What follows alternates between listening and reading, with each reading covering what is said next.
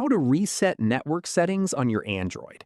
This can help fix common issues with Wi-Fi, mobile data, Bluetooth, or network connectivity without deleting your personal files. First, open the Settings app on your phone.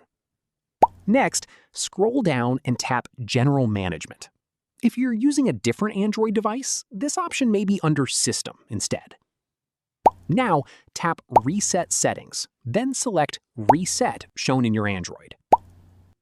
Before you continue, keep in mind that this will remove all saved Wi-Fi networks, Bluetooth pairings, and mobile network settings.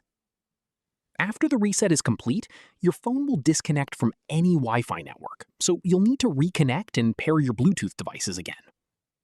And that's it. You've successfully reset the network settings on your Android or Samsung phone. If this tutorial helped, don't forget to like this video and subscribe for more Android and Samsung tutorials.